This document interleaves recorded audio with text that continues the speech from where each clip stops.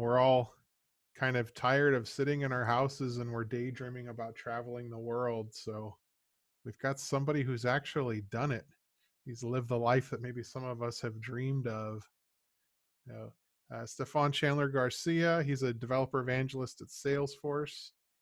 Yeah, he's got this amazing story he's going to tell us all about. So something very fun tonight for our second guest.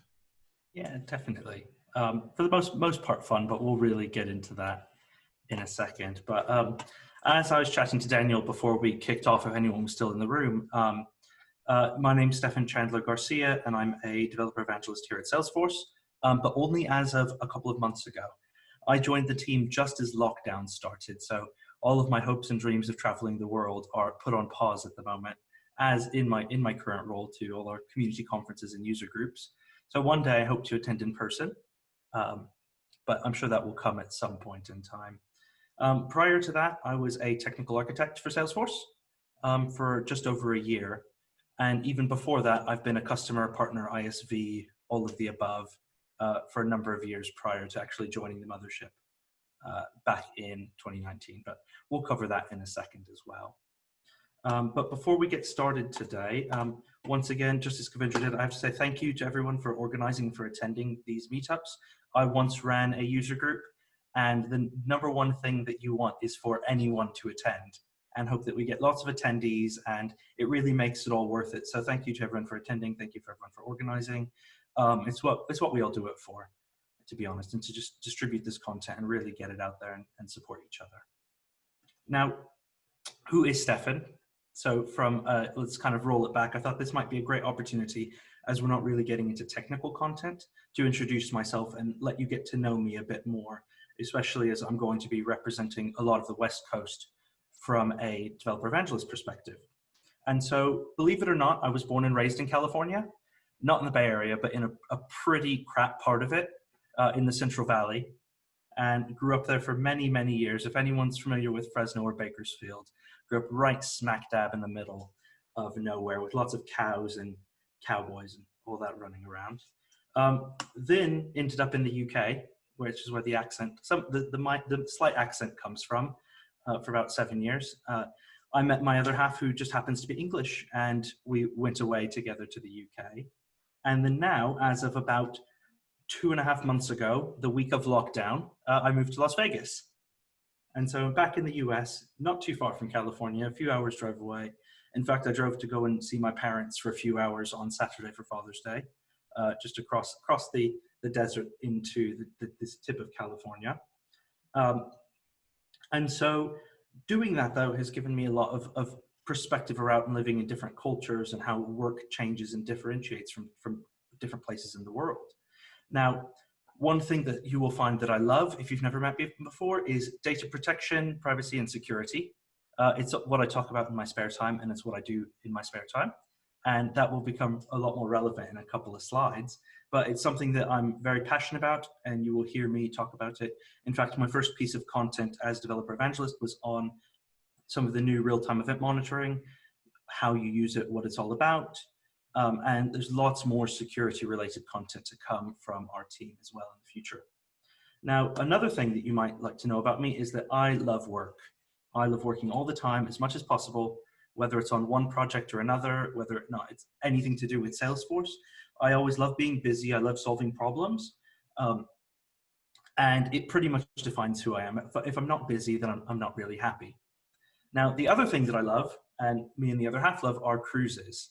But not really cruises. We love going on what are called transatlantic crossings, where you get on a ship in either the UK or New York, and you just cross the Atlantic for 7 days. There are obviously no stops. You just go and you live on a boat. And it's great because there's absolutely nothing to do.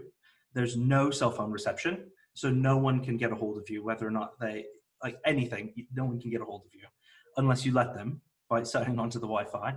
And it's very formal, and it's just a really nice experience and a great way to sort of cross the Atlantic. And it costs no more than a flight. So if you were flying internationally, there's not really a difference in what it costs for this 7-day trip versus just flying overnight to the UK. Now, If we flash back to August of 2018, it was a great time for me as far as my career goes. I'd been doing this Salesforce thing for about 6 years, and things were booming. I was running a Salesforce practice that focused on government implementations. We did a lot of really cool work in the central government in the UK, projects that I could never tell you about, otherwise I'd be in a lot of trouble. But from zero, we grew to about a 15-person Salesforce team as part of this larger organization. We looked after the pre-sales and delivery, and I was the practice lead and pretty much the lead technical architect for the organization because we were so small. What that means, though, is that every time you sell a piece of work to a client, if you've ever worked in this partner space before, they want to see your face delivering it as well. And that becomes the real key challenge to working in a small boutique firm like this. And so I was finding myself traveling 2 hours on the train on Monday, traveling 5 hours on the train on Tuesday, and then I'd be 3 hours on the train to somewhere in a totally different part of the UK. If I start naming cities, you'll have no idea what I'm talking about. And every day it was a different location, a different customer, constantly context switching, but we were very successful and we were doing really well. On top of that, I thought it'd be great to also build and deliver an app exchange solution. And so I'm sure many of you in the Bay Area are familiar with Elements.cloud. I worked with Elements.cloud very closely for 2 years on delivering their data privacy manager solution, which is a full suite of tools for managing GDPR and CCPA compliance on Salesforce and really centralizing that type of activity. All of your privacy tracking to ensure your data on platform is core. And that comes from my passion of privacy and security. It's something that I've been doing since I was 18 and really obsessed with. And so I also thought, hey, let's also build an app exchange app and take it to market.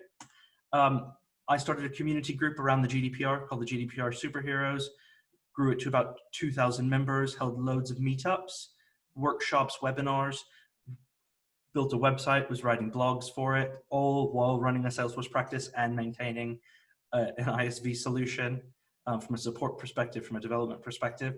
And to top it all off, to make things even worse, I thought, hey, why don't I go and be in a musical for 6 weeks?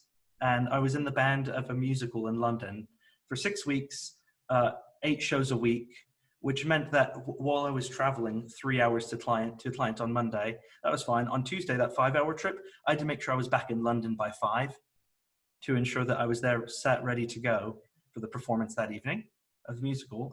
Jodie, who's on the call, even came to see it. So you can leave the reviews to her for later. But while everything was great, the musical was great, the GDPR Superhero was brilliant, the app was doing really well received, Methods was growing like crazy. This was me in the background, just sitting there, having a great time, everything's fine.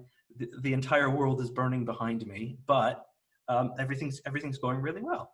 But what that turns out is like burnout is such a real thing, and a lot of people maybe don't believe it exists. They don't know how to acknowledge it in themselves. But I was always tired. I wasn't really eating, which is great for my weight, but not great for my health, and not sleeping, because mostly I'd be getting home from the show at like 10 o'clock at night, and then I'd have to be 200 miles away by 8 o'clock in the morning the next day. And in between that, you're just so wired that you can't really focus on any of that. You start getting a really low motivation. The last thing I wanted to do was work. The last thing I wanted to do was design solutions. And keeping in mind that that's something that I'm really passionate about, it was very weird for me to get to that place where I just didn't want to do it anymore. The quality of my work was starting to decrease. Thankfully, I'd hired a great team that was able to pick up the slack around me. But because I was context switching so much, I just wasn't able to deliver any quality whatsoever. And I started getting really negative about having to go and support these customers who were paying our company to deliver good solutions for them. And at the end, you stop wanting to go to work, and you then stop going to work, and then you're late, and then you call in sick. And your body just doesn't let you accomplish what you need to accomplish because you've made yourself so busy, you're spreading yourself so thin that this totally takes over. And this isn't just me, this is something I see throughout the entire Salesforce ecosystem. We're very fortunate that we're working with a technology that's very well received by our customers, and our skills can be so in demand and sometimes that I see so many people pushing to this level. I mean, if you think there are people who are working a 9-to-5 job, they're taking care of their families, they're then tweeting 3 hours a day, they're then writing blog posts, they're then supporting, attending user groups. all of these activities, if you start doing them on a daily basis, on a weekly basis, really start to add up if you don't start taking that time to take care of yourself. And what I needed, I pushed myself to the point that there was no going back. There was literally no going back. Everything was just moving full speed ahead. I had to push the reset button and just start over. And thankfully, my other half and myself were at a point in our careers and our lives where we could just stop and had those uncomfortable decisions and pretty much told everyone, hey, I'm going on a cruise for 5 months and going to be traveling the world. Now, this is something that's quite common. Every year, a number of cruise ships will just take those winter months of really mid-December through to April and go on a circumnavigation around the world. Spend a lot of time just traveling and just taking downtime and seeing the world. Now, from a timeline perspective, I would say I was totally burnt out around September 2018. And at that point, we started talking about going on this cruise and tried to see if it was feasible. While all this was going on, I'd also been encouraged to join the team at Salesforce, and I'd gone through the process and thankfully was hired in October of 2018 for the technical architect role that I was part of, which was brilliant. I was then able to talk to them and say, hey, I can't really jump into a role at the moment. Can we wait? And can we push it to the end of April? And I said, yes, but the end of April is the deadline. We need you to start before the end of that quarter. So great. I then let everyone know, every job, every company that I was working for, that I was going to be away from that time. And then I'd be joining Salesforce when I came back from this trip. And it was the way to really hit the reset button and just totally stop working. Now, the cruise kicked off on the 15th of December, and we got back to the UK on the 28th of April, which was quite a long time. And then 2 days later, I started at Salesforce. Now, in the time, though, of that cruise, it's 133 days. 90 of those days are at sea, where you're just on the boat sailing somewhere. There's some things to do, but not a lot to do. And then 43 days on land. So it's divided up pretty well, where you always have 2 or 3 days at sea before you actually then end up stopping somewhere and spending the day. And the workaholic in me said, great, why don't I just work from the boat? I've done it before. On those transatlantic crossings I've talked about, we've probably done about 8 of them in the last 3 or 4 years. And I always take a couple of days in the middle of the trip to do some work because it's really quiet. You don't have interruptions. No one's calling you. No one's asking you for anything. You can just truly focus on your work and your craft and what you want to get done. So great. I took it upon myself to then try and find work remotely, which at the time, if we're talking, and really, this is only just over a year ago that this was happening, about a year and a half. Remote work wasn't really adapted to by companies at this point in time. If they were paying for your time, especially as someone who's working as a contractor or freelancer, the client wants to see you. They want to see your face. They want to see you sitting at a desk, and they don't trust that you're getting a job done when you're remote. So to go and say, hey, I'm going to go and work from a cruise ship was really difficult at the time. But thankfully, I had some companies that were willing to work with me on that. And those were Elements, who I had the app for. They were more than happy for me to do some remote support, pitch the app, pitch the solution from the cruise ship. That was fine. Methods, who I was working for, I did a couple of days a week here and there for them, where I might need to do a pitch or help out on some solutioning. And then a great partner in the US called Elevation Solutions, who I know through the Good Day Sir community, who brought me on to do some work for them on some ad hoc projects and some really cool stuff that they were working on. And that gave me enough time and enough money and enough hours to really pay for the trip that we were going on while enjoying what we were doing. Now, if we talk about what an example schedule would be like, we stopped in San Francisco, which was a great trip. I've got some pictures of it I can pop up later, but we'd have a port day or two, and then we'd have 4 days straight where we'd be at sea. We'd have a port day, and then we'd have another 4 days at sea. We'd have a port day and a day, and here and there, and it really balanced out that way to where I would just treat those port days as my weekends, and I would have my working days during those 4 days at sea, those 3 days at sea, here and where they come. Now, some of the positives, the one complaint that a lot of people have about a trip like this is that they get really bored and they get really complacent. because if you don't have something to do during that time, you're stuck. You can only play so many board games. You can only read so many books. You can only watch so much TV because there's nowhere to go. You're on a ship in the middle of the ocean. There's lots of entertainment on board, but after about 30 or 40 days on a ship, that all gets old really quickly. But I didn't have that problem because I was constantly working with customers and I was constantly being challenged to come up with solutions on this trip.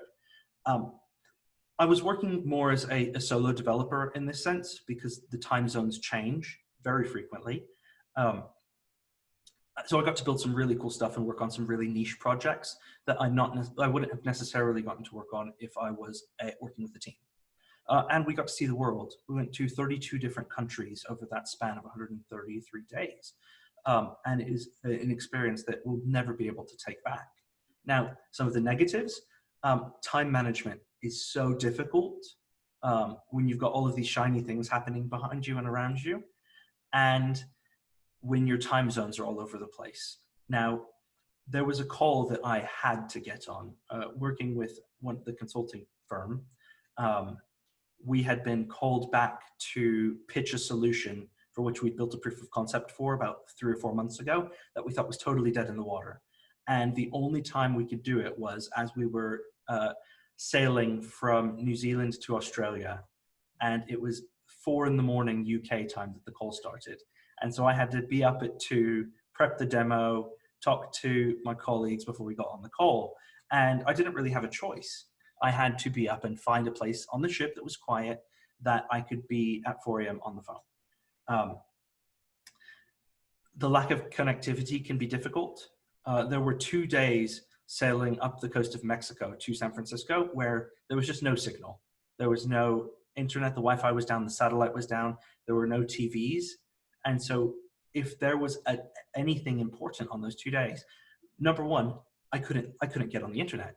So I couldn't do any of the work. And working with Salesforce, it's a very, very connection heavy technology from a development perspective. And I couldn't get on the phone to tell the clients that I was working with that the internet was down. Because if the satellite's down, the satellite's down. There are no exceptions. And so thankfully, the people that I was working with know me and are very nice. But if I had been in the wrong place at the wrong time, working with the wrong client, I could have been in a lot of trouble for leaving them hanging. Maybe I had a client meeting that was super important, or I was delivering a solution that day. I would have been stuck. Thankfully, that wasn't the case, but is a total possibility. And 5 months is a long time, a very long time. And when you're on a ship with about 2,000 other passengers who are also on the same ship for almost 5 months, the tensions get high.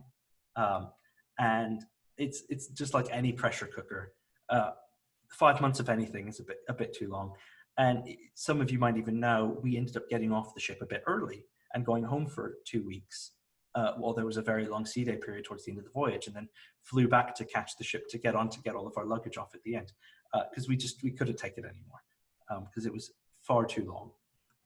Now, I'd like to point out some of the lessons that I learned while trying to do this.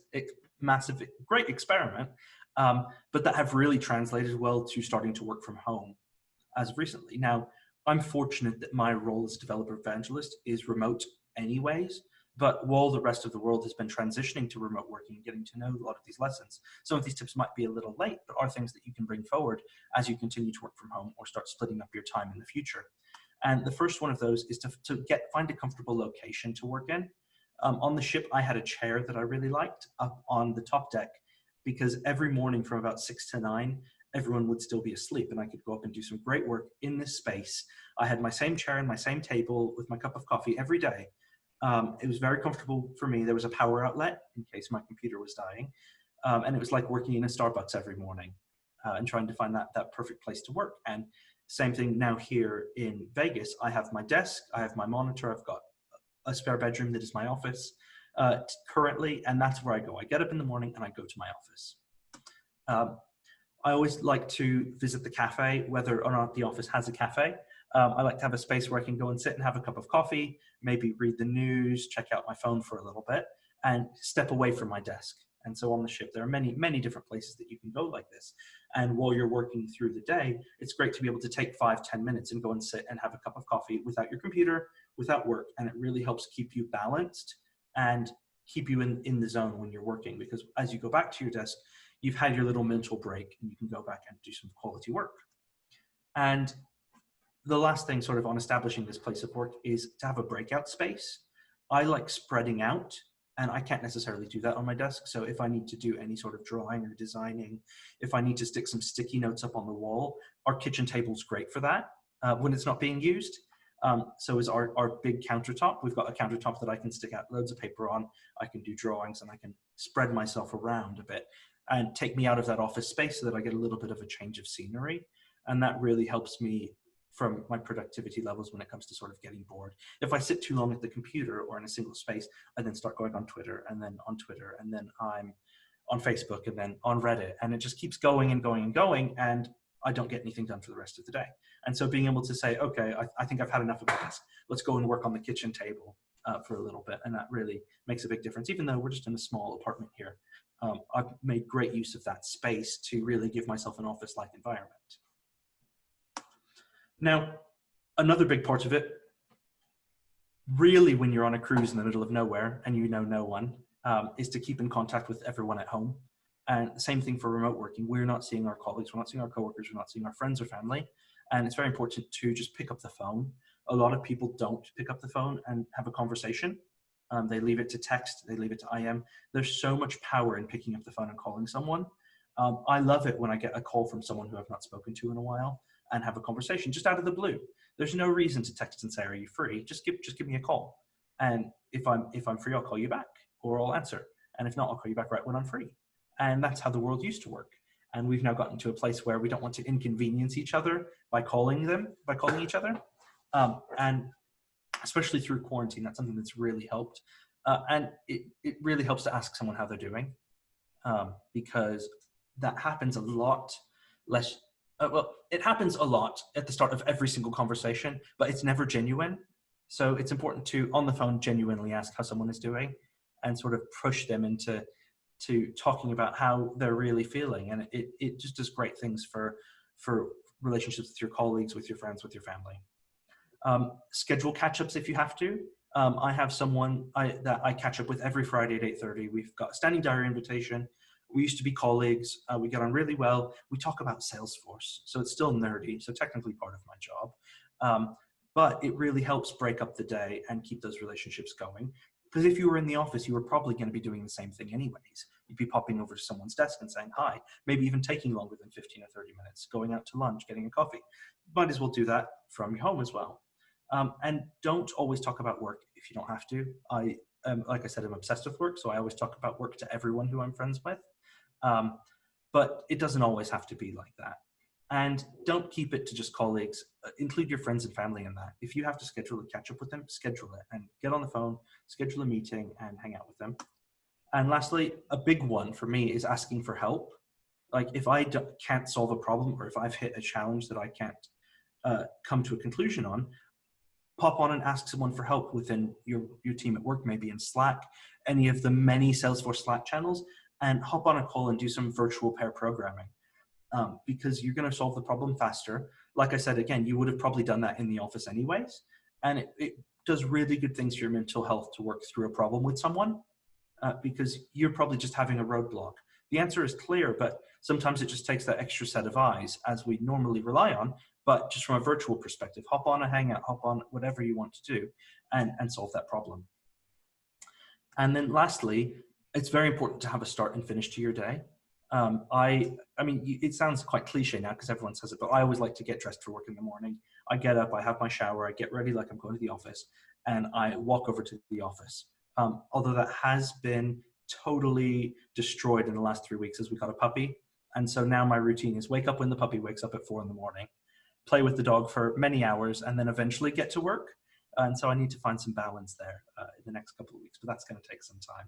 And it's very important, just go into the office, whether it's across the road at a Starbucks when that stuff starts to reopen, or in the community center if you live in an apartment complex, as a lot of people do. If that's a spare bedroom, just make the point to get up, get dressed, and go. And then it sort of separates your morning routine from actually going and checking in and doing some good work in the morning and getting your focus rolling. And the opposite of that, leave the work at home. Don't do your work in the bedroom. If you don't have to, I can be accused of doing that quite frequently, just because I want to finish that one last thing. But from a health perspective, shut the computer, leave it where it needs to be, and try and separate that, especially when you're working from home. And you've already probably done 2 or 3 more hours than you're supposed to anyways. Just shut it and finish it, and the problem will still be there in the morning, and nothing will be on fire, I promise. If you can turn off your work phone, I've started turning off my work phone after those hours, especially working on a team that's based all over the world. You never know when you're going to have a ping for something. It's not because they need it urgently. It's just because they're waking up in France when I'm going to bed in the US. And once again, that similar to turning off your phone, that email can wait. It can wait till the morning. Don't let it wait more than a couple of days, because then people start to get angry or upset. But I think it's really good to sort of pause it, finish work, and then go on and then get back to it the next day. Because like, especially for me, working from home constantly, that's something that I need to get used to. Because if I'm in the office, I can go, I have a commute home, and then by the time I'm home, I don't even want to think about work. But that's not the case when you're working from home. Now, after my tips, I thought I'd just give a couple quick highlights of the trip. Salesforce Tower had just opened in San Francisco to visitors a couple of days before we landed in San Francisco.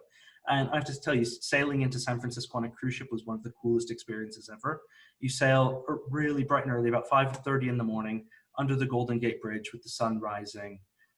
You can see here, there's our ship docked in the harbor, just right outside the view from the top of the Salesforce Tower. And I met up with the awesome team at Elements, because they were also based in the tower at that time, and was able to catch up with them on some of the work that we were doing. And once again, sailing out of San Francisco gives you some of the coolest views that you'd never get a chance to see unless you were on a cruise ship or a ship sailing through the bay. And that was just really, really cool.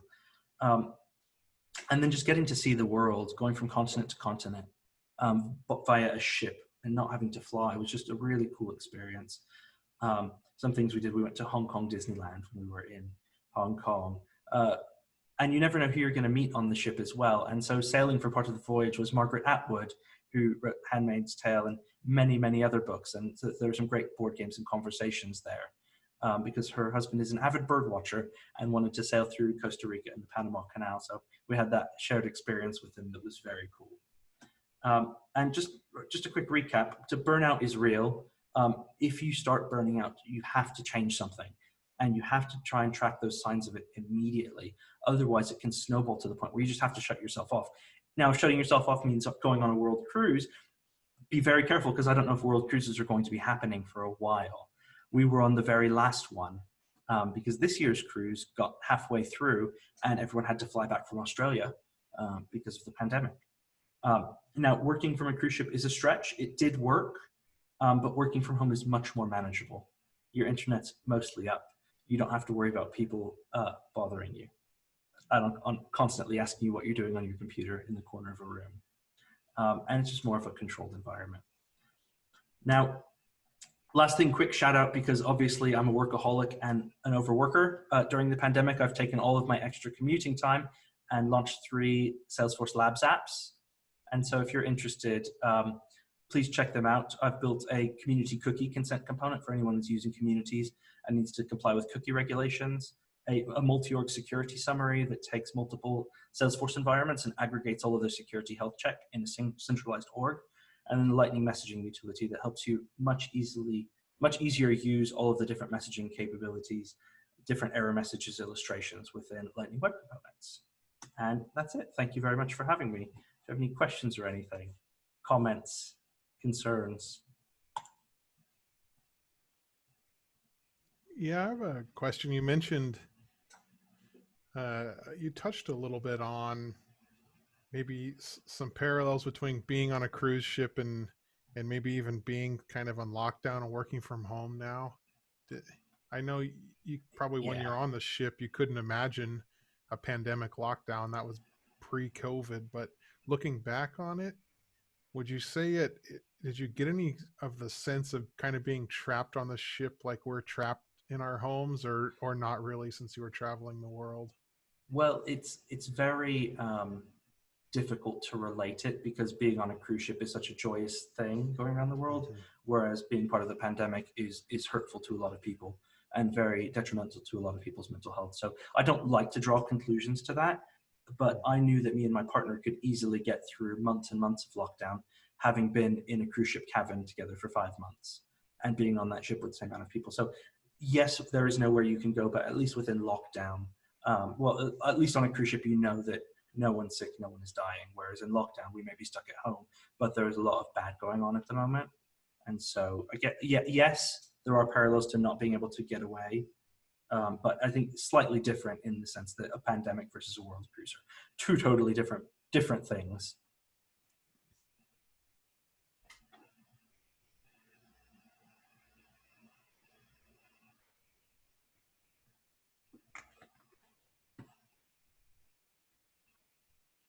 Yeah, I see.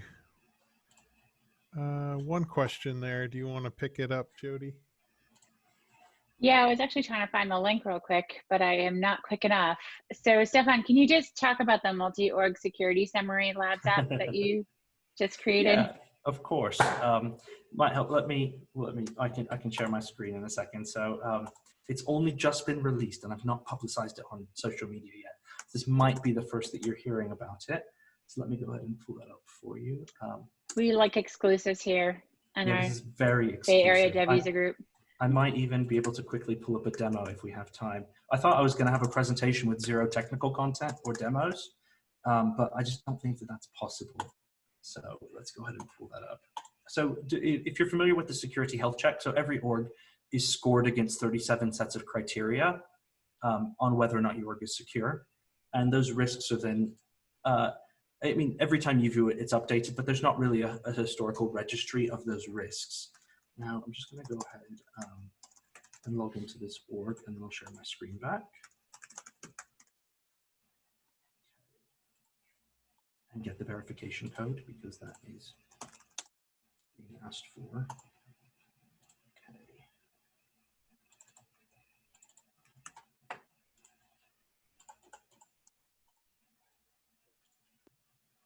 Apparently it's on Twitter and we don't have an exclusive. So I'm expecting an exclusive on your next. I'm expecting an exclusive on your next app. Oh well. Well, what about the Lightning messaging utility? I don't think anyone's talked about that one yet. Okay, so let's go ahead and show the screen here.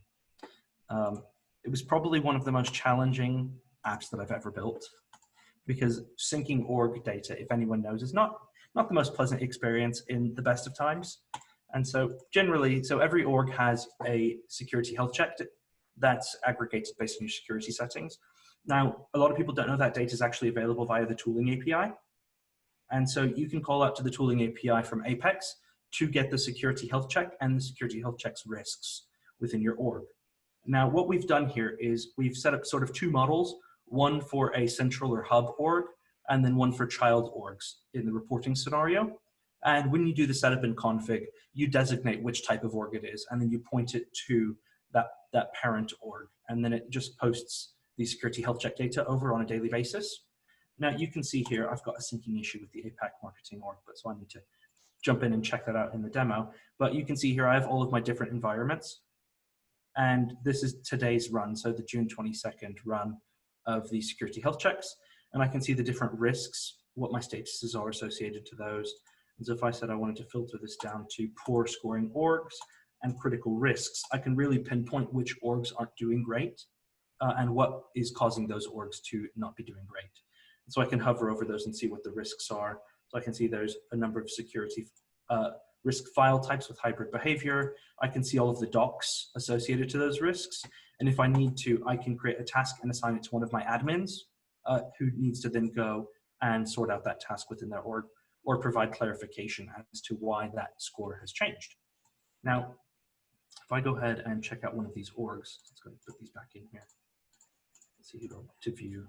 Let's check at the EMEA marketing org since that has a high score.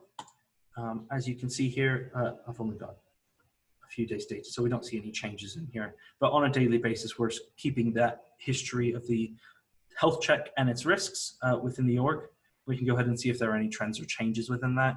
There's also a load of flow templates inside of the package that allow you to set alerts on different risks and org statuses and alert users whether or not there are changes in the security health of those orgs.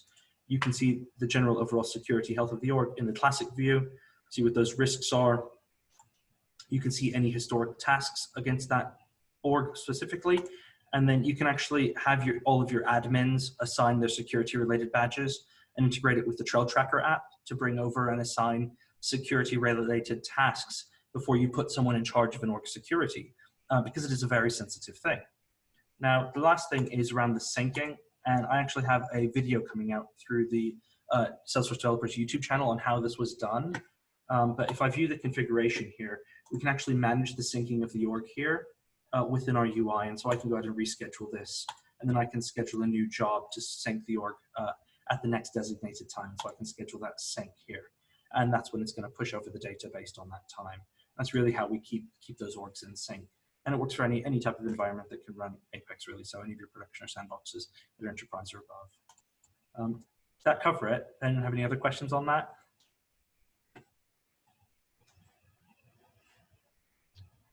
No questions, just that it looks great.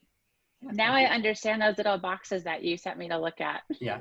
This UI was debated many times on whether it was the right approach, because this is 100% Lightning Web Components. There are 0 third-party frameworks. We're not using Canvas or anything like that. Even things like managing the responsiveness of the grid. It took a lot of time, but once that code's open source, you'll be able to see how we did it and replicate it within your environments. But that was this grid was the most work out of the entire package, if I'm totally honest with you. Any other questions for Stephan?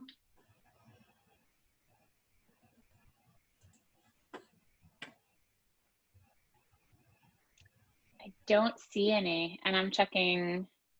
I don't see any on Periscope either. Daniel, do you want to do your quiz? Yeah, I saw Wade Wagner join on Periscope. So, hey, Wade.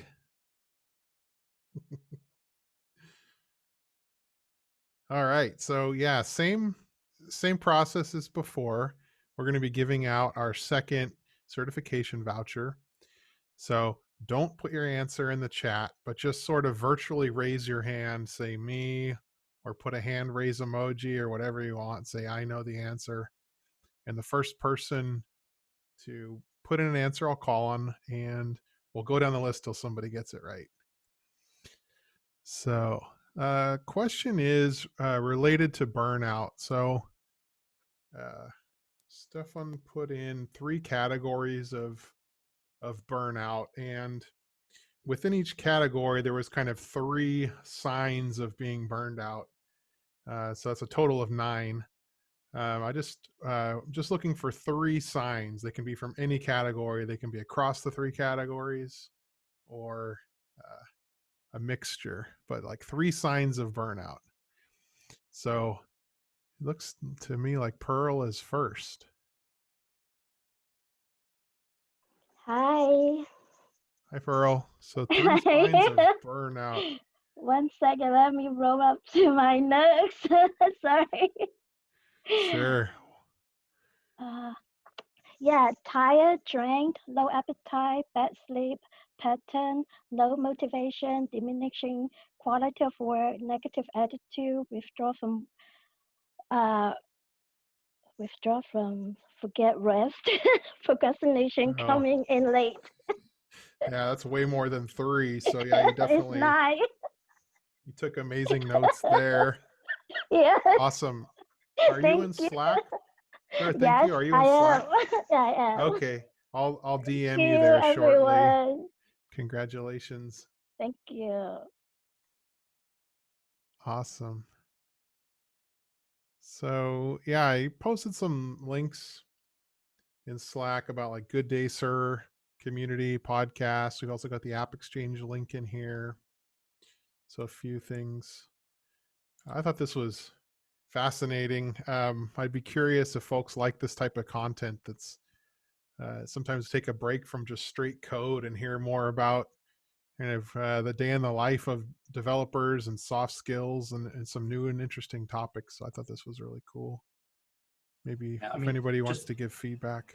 And just to add on to that, as someone who's done a lot of hiring in the past for developers, my number one ask is that I can have a really good conversation with them.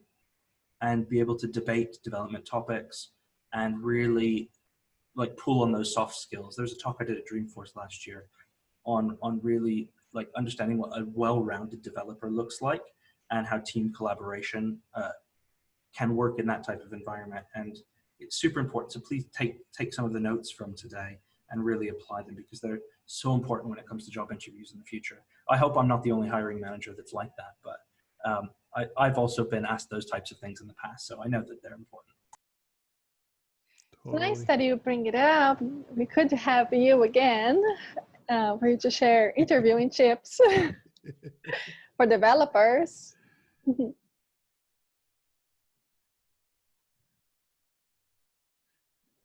Awesome.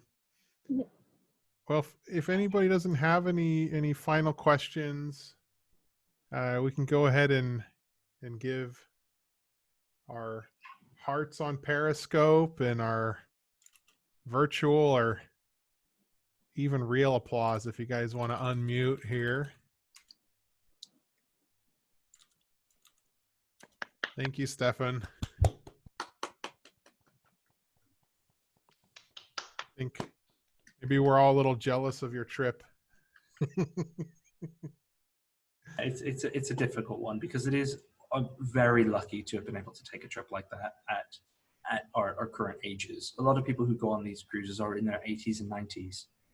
The average age on the ship was 70, easily. And so when you get to that age and going on a trip like that and waiting for that trip of a lifetime, a lot of people can't even get off the ship when we get somewhere like Tonga. And it's just not, the world isn't as accessible as we think it might be. And so to get those types of activities in while you're young is very fortunate. And I encourage everyone to try and take some time out, take a sabbatical, and try and do something like that before it's too late. Yeah, great advice. All right, thank you, everybody. We'll see you on see you in the Twitter sphere, and we'll also post this video on YouTube for a replay, or you can watch the replay through Periscope also. All right, see you Thursday for Trailhead DX. All right, bye-bye. Thanks, everyone. Thank you.